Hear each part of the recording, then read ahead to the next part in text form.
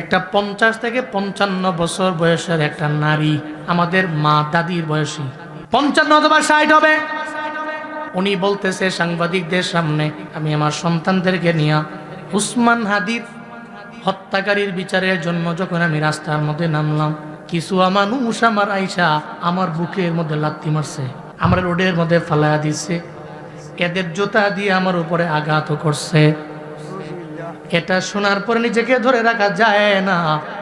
বাংলাদেশের প্রশাসনের মধ্যে এমন কিছু কুলাঙ্গার আছে, এদের মনে হয় মায়েরও ঠিক নাই, বাবারও ঠিক নাই। যদি মা বাবার আদরের পাইয়া বড় হইতো, তাহলে 55 বছরের একটা নারীর বুকের মধ্যে এদের জুতা দিয়ে আঘাত করতে পারতো না। ঠিক কিনা বলো? ওসমান হাদির বিচার কি, হত্যার বিচার কি এদেশে মানুষ চায় না? চায় না? চায় না? আপনারা চান না? কারা কারা চান? দুহাত তুলে আল্লাহকে দেখান তো। সবাই চান না? হাত নামান। সবাই চায়। তাহলে শুধু ইনকেলাব মঞ্চের ছেলেরাই গেলে সমস্যা কি? সারা দেশের মানুষেরাই তো আর বিচার চায়। এটার বিচার করেন, বিচার করে দিলেই তো হয়। কিন্তু আপনারা তো করেন না। কি এক রাগব বোয়াল জানিয়ার ভেতরে আছে, এক সপ্তাহ এক মাস পরে পরে খালি 9-6 করেন। ঠিক কিনা বলেন? 500 বছর পর এই জমিনের মাটি যতদিন থাকবে, একটা ছোট্ট পিচ্চি পোলাও ওসমান হাদির নাম জানবে। ওরা গর্ব করবে এই জমিনে এমন এক ছেলে ছিল, নিজের ক্ষমতার জন্য নিজের জান দেয়নি, এ দেশের জন্য দশের জন্য জান দিয়েছে। কনফার্ম তার মরণ হবে, এটা জেনেও সে রাজপথে লড়েছে। এই জন্য বিচার করা উচিত। আর সে বিচারের দাবিতে এরা মাঠে গেছে, আজকে এদের মারছে। আমার এমন আঘাত, আমি আসার সময় দেখলাম মোবাইলের মধ্যে একটা 50 থেকে 55 বছর বয়সের একটা নারী, আমাদের মা দাদির বয়সী, 55 অথবা 60 হবে। উনি বলতেছে সাংবাদিকদের সামনে, আমি আমার সন্তানদেরকে নিয়ে উসমান হাদির হত্যাকারীর বিচারের জন্য যখন আমি রাস্তার মধ্যে নামলাম, কিছু মানুষ আমার আইসা আমার বুকের মধ্যে লাথি মারছে, আমার রোডের মধ্যে ফালাইয়া দিচ্ছে, এদের জুতা দিয়ে আমার উপরে আঘাত করছে। এটা শোনার পরে নিজেকে ধরে রাখা যায় না। বাংলাদেশের প্রশাসনের মধ্যে এমন কিছু কুলাঙ্গার আছে, এদের মনে হয় মায়েরও ঠিক নাই, বাবারও ঠিক নাই। যদি মা বাবার আদরের পাইয়া বড় হইতো, তাহলে 55 বছরের একটা নারীর বুকের মধ্যে এদের জুতা দিয়ে আঘাত করতে পারতো না। ঠিক কিনা বলো? এই জন্য মানুষের মতো মানুষ হওয়া বড় জরুরি। আল্লাহ বলছেন এরা দামি জাতি, মানে আমরা দামি জাতি। আবার আল্লাহ বলছেন উলাইকা কাল আনআম, আল্লাহ বলছেন এরা চতুষ্পদ জন্তুর ন্যায়। বালহুম মাদাল, শুধু চতুষ্পদ জন্তুর ন্যায় না, এর চাইতেও নিকৃষ্ট। কথা আমার না, চিল্লা বলেন কথা কার? ও মিয়া, সে তার অপরাধী, আমি ধরলাম, আমি মানলাম, কিন্তু 55 বছর বয়সের একটা মার মতো বয়সী একটা মহিলাকে তুমি আঘাত করতে পারো না। আর যে তাকে তার বুক বরাবর রাস্তায় ফেলাইয়া পা দিয়ে আঘাত করে, সে মানুষের মতো মানুষ না, ও তো মানুষ রবি জানোয়ার। এটা কেমনে সম্ভব? এটা কেমনে সম্ভব?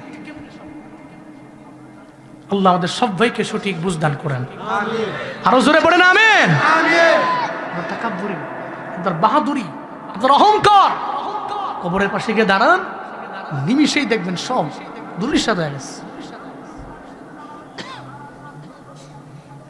2 এবং 3 নম্বর আয়াত থেকে আমাদের শিক্ষা, নবীজির জিন্দেগিতে গুনাহ ছিল না, আল্লাহ সব উঠে আনিছেন। উনি তাওবা করতেন, আমরা বেশি বেশি তাওবা করব। পারি না, অন্তত পক্ষে ডেইলি 1-2 বার হলেও কবরস্থানের পাশে গিয়ে দাঁড়াবো। পারবো তো ইনশাআল্লাহ? আল্লাহ পাক কবুল মঞ্জুর করেন, সকলে পড়েন আমিন। ওয়ারাফা'না লাকা যিকরাক, আল্লাহ পাক বলছেন সূরা ইনশিরার 4 নম্বর আয়াতে আল্লাহ পাক জানায় দিলেন, নবী আবু জাহাল আপনার উপরে উঠে নারী বুড়ি চাপায়া দেয়, আপনি তো এই কারণে চোখের পানি ফেলে কান্না করেন। আমি আপনার ব্যাপারে জানায় দিলাম, আমি আল্লাহ স্বয়ং আমি আল্লাহ এই জমিনের মধ্যে আপনার জিকির, আপনার স্মরণ আমি আল্লাহ বুলন্দ করে দিলাম। যেখানে দেখেন আল্লাহর নাম, ওখানে নবীর নাম। আজান দিয়েছে মুয়াজ্জিন, আল্লাহর নামের পর ওই জায়গায় নবীর নাম আছে না নাই? একামতের মধ্যে আল্লাহর নামের পরে নবীর নাম আছে না নাই? আমি যে খুতবা বললাম, খুতবার মধ্যে আল্লাহর নামের পরে নবীর নাম আছে না নাই? সব জায়গার মধ্যে আল্লাহর নামের পরে নবীর নাম আছে। কেউ যদি কয় কালেমার লা ইলাহা ইল্লাল্লাহ মানি, মুহাম্মাদুর রাসূলুল্লাহ আমি মানি না, তাহলে ঈমানদার? হ্যাঁ, তাহলে ওই বান্দা ঈমানদার হতে পারবে না। আবার যদি কয় আমি তো অনেক বড় দামি একজন ইমাম, আমি দামি বড় ইমাম, আমি আমার নামাজের মধ্যে নবীর নাম আমি একবারও বলবো না, আমি তাশাহুদের মধ্যে নবীর নাম বলবো না, আমি দুরূদ ইব্রাহিমের মধ্যে নবীর নাম বলবো না, তাহলে তো বান্দার নামাজটাই তো হইল না। যত বড় ইমাম হোক, যত বড় মুয়াজ্জিন হোক, যাই হোক না কেন, আল্লাহ কয় নবী চিন্তা নাই, ইন্না আতাইনাকাল কাউসার ফাসাল্লি লিরাব্বিকা ওয়ানহার ইন্না শানিয়াকা হুয়াল আবতার।